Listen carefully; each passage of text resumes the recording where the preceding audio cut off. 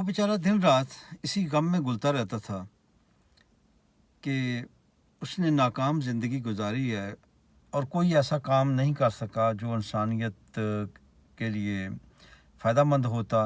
और वो लोगों के चेहरों पे मुस्कुराहट लाना चाहता था, उनके होंठों पे हंसी बखेरना चाहता था, उनके चेहरों को खुश देखना चाहता था, लेकिन वो बेचारा ज़िंदगी में कुछ भी नहीं कर सका। तो इस नाकामी का उसको बड़ा अफसोस था और दिन रात इसी अफसोस में घुलते घुलते बेचारा कांगड़ी होता चला जा रहा था। दिन ब दिन जो है उसकी हालत जो है ना वो बेचारे की ख़राब होती चली जा रही थी।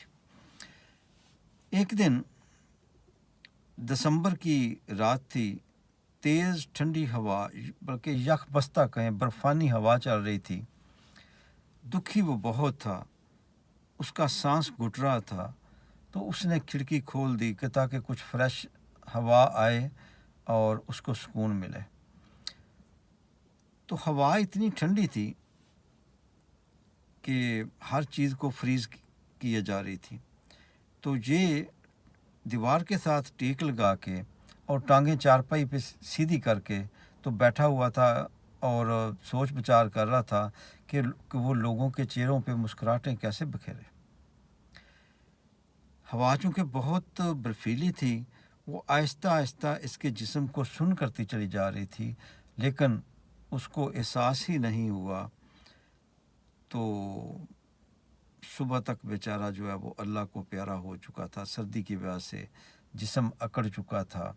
घर वालों को पता चला, उन्होंने मौलवी साहब को बुलाया और मैयत को गुस्ल देने वाले को बुलाया।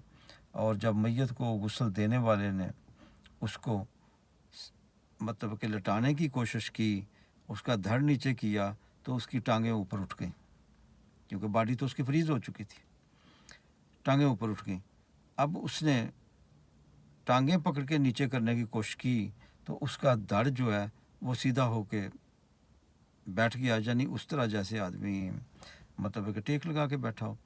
तो अब यही तमाशा चल रहा था कि उसके धड़ को नीचे करता तो टांगें ऊपर उठ जाती हैं, और टांगों को नीचे करता तो उसका सर ऊपर उठ जाता, धड़ ऊपर उठ जाता। ये सूरत-ए-हाल देखकर लोगों के हाथ से निकल गए।